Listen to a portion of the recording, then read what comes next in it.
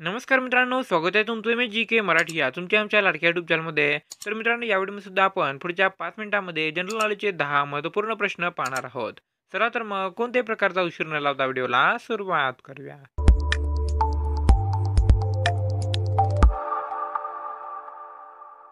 तर मित्रांनो, आजचा पहिला प्रश्न आहे, झाशी की राणी लक्ष्मीबाई यांना लहानपणी कोणत्या नावाने हाक मारायचे?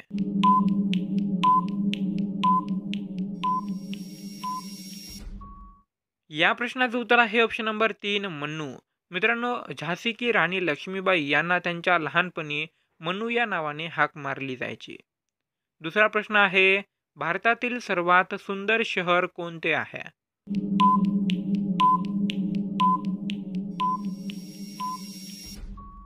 या प्रश्नाचं उत्तर आहे ऑप्शन नंबर 4, जयपूर. मित्रांनो, जयपूर या शहराला भारतातील सर्वात सुंदर शहर म्हणून ओळखले जाते. तिसरा प्रश्न आहे, कुत्रे जास्तीत जास्त किती दिवस जगतात?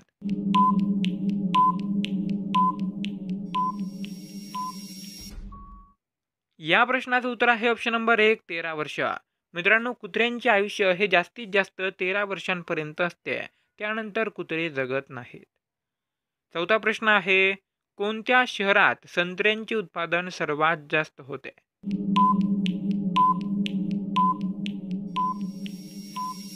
या प्रश्नाचं उत्तर आहे ऑप्शन नंबर 3, नागपूर.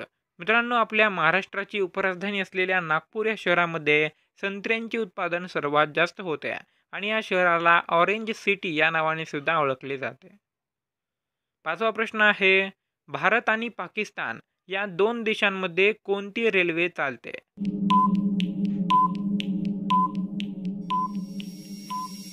या प्रश्नाचं उत्तर आहे ऑप्शन नंबर 3, समझौता एक्सप्रेस. मित्रांनो, भारत आणि पाकिस्तान या दोन देशांमध्ये समझौता एक्सप्रेस नावाची रेल्वे चालते. सहावा प्रश्न आहे, कोणत्या देशातील महिला सर्वात जास्त दारू पितात?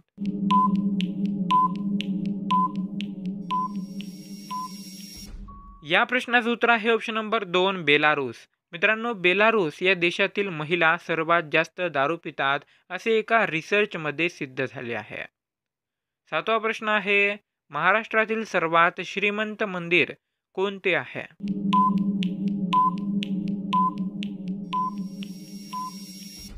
या प्रश्नाचं उत्तर आहे ऑप्शन नंबर 4, सिद्धिविनायक मंदिर.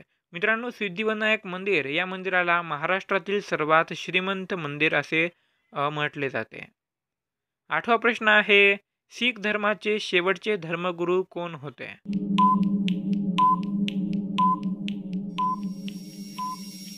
या प्रश्नाचं उत्तर आहे ऑप्शन नंबर 4, गुरु गोविंद सिंगजी. मित्रांनो, शीख धर्माचे शेवटचे धर्मगुरू हे गुरु गोविंद सिंगजी होते. नववा प्रश्न आहे, सोन्याचे दागिने बनवताना त्यात कोणता धातू मिसळतात?